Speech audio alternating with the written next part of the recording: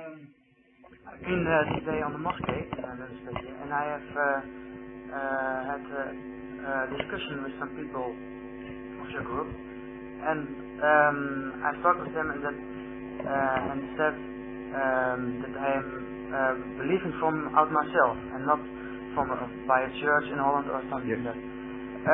And they said to me that I am still looking in my life for a part of believing, and my question is, what have I think about this when I'm happy with my job, with my wife, with my life, and something about that. Yes, I'll explain it. Yeah. You don't have the need to look outside for something else. Yes. That's right, yes. You see, if everybody else were like you, then perhaps there will be no religion left in the world. Everybody would be satisfied within him. But that satisfaction will also make him independent, in the sense that he would never have to contemplate on whether he was created by another being, whether he owes something to a creator or not, what is the end of life, what is the direction, what is the purpose. Yes, he will become a purpose in himself. He will become his own creator and self-centered. While if he had extended if not, he can't extend himself into the future, he should have at least extended him backwards into the past and realized that billions of years of evolution in animate substances as well as in life have got a direction and a purpose. Without even a single faltering of step, it has pursued the same goal for billions of years, to create greater consciousness into things which could not think before. That consciousness makes one realize outside the boundaries of his limited body and go beyond. That consciousness gives meaning to love and sacrifice, which otherwise do not mean anything in physics and chemistry or any such thing. In early life, in the earliest animal life, there is no such thing as sacrifice, love, regard for what people think of you and so on. But you are being carried along a path of greater and wider realization of things. You care for what people think, otherwise materially it doesn't mean anything. If I think somebody to be an owl, what does it matter? If I think somebody to be an angel, what does it matter? To him, materially, it shouldn't make any difference. But one attitude, just a mental attitude, can make life miserable for him. If somebody is neglected in a family, a child, psychologically sometimes he is so deeply injured that he becomes a madman, ends up a criminal, commits suicide or murders because of that reality of neglect in the early part of his childhood. Why is it so important? It has no meaning. If you study the matter just materially, in the terms of physics and chemistry and dead matter, and in the term of early stages of life, it doesn't mean anything, but it has become so important. Because God has created you, it is only because of that. Because without this consciousness, you could not even conceive of a God and a reality beyond you. And because then you would not even think of a direction and a purpose for your life.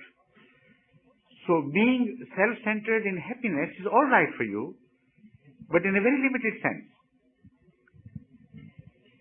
What when you die? Will it end up here? This is the question. Was all that went into creation of you as a perfect being, with a system of eyes, with a very complicated coordination of many parts, which could not have developed by chance? Why was that so? So then you'll be losing your purpose. You'll be too self-centered to think of all these things for which you were gradually developed. So it's not essential for you to remain self-centered. Moreover, this phase will be over with the youth. You will grow gradually into the expansion of your relationship, which will no longer remain limited between you and your wife, but in society this responsibility will evolve and spread out. You will bear children. You will have problems with them. The questions of individuality, morality, rights and responsibilities will crop up. Where will you find your guidance? Because you have lost everything. You are happy with yourself and it is not enough. So the more you grow old, the more will grow the need for spiritual and mental companionship, to look out for guidance and for support. So to be self-happy is not enough. It may be misleading. It may be disastrous in the end. So be happy, all right. I mean, I have nothing against that. But don't be happy to permit yourself to be cut off from your responsibilities and from understanding the meaning of life. Right? Thank you. Can I? Yes. Add to this. You talked about believing in groupings, yeah? From belief, Catholic and Islamic. Believing what? Groups. I'm sorry, groups. Yes. And they said that the Islam, when you want to buy the Islam, that you have to do that from your heart, by yourself. They don't push it up to you from the Islam to come by the Islam. No, this is perhaps not properly understood. It is impossible to deny outside help. Society means a relationship of give and take. So it doesn't. Somebody must have misunderstood or misconveyed the message to you. Yes, it is essential to be guided, but it is even more important to have that inner quality of recognizing light and truth and the boldness to follow truth when you understand it. These two things coupled make the complete guidance, and they are both jointly essential. The example is that of light from outside and the light of your vision. If you did not have the light of vision within you, however strong the sun may shine, you will not see anything. But however strong your inner vision may be, if there is total darkness, you can't see anything. So you can't be entirely independent. There is an outer truth and there is inner truth. When they join hands, then light appears, the true light by which you can be guided. So Islam does depend on message to be delivered from outside. But that message will be only taken up seriously and accepted by those who are guided by their inner truth. This is the equation in which not only Islam believes, but every religion has believed in this equation and will continue to believe in this. Right? Yes. Again, some surprise. Yes, please. They said when you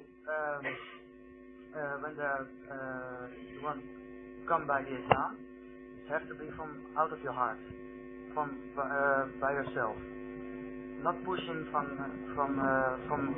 outside. I think I could not fully follow what you mean by pushing from outside. When they said the Islam let them free for believing. I understand. Option. Yes. Okay. I'm sorry.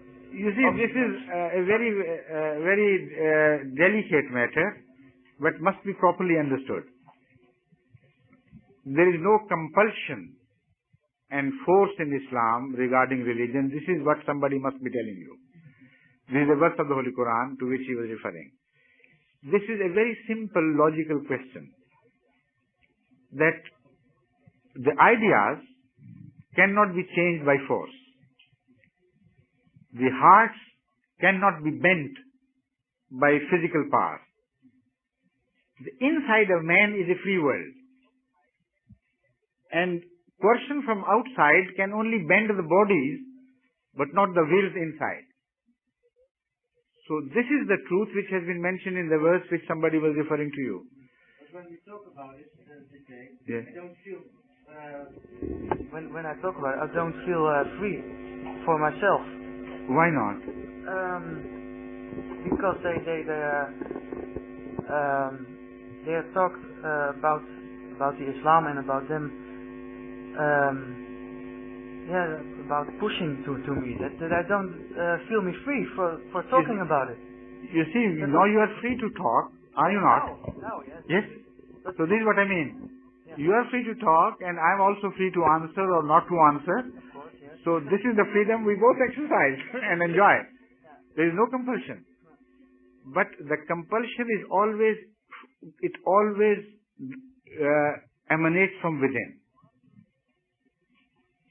The most powerful compulsion is not exercised by force, but by understanding. If you believe in something from within, then that is a compulsion against which you cannot fight. Whatever you may do, you will be compelled by your own inner conviction. So that compulsion is of course there, but that must grow from within a man. And without that, accepting religion is meaningless. Once you accept it by inner compulsion, because of your conviction, then the sword will be defeated against your conviction. You understand the point? So that is why people in religion have been offering such sacrifice. Look at the example of Jesus Christ, peace be upon him, and those who followed him. Look at those people of the caves. For 300 years, there were some who were fed to the beasts of the jungle in colosseums. And they did it bravely, smilingly. The compulsion was from outside, as against the compulsion from within. And because, this is the point I want to prove, the compulsion from within is always stronger if it is true compulsion. So this is what we aim at. We want to deliver the message in a manner that you are compelled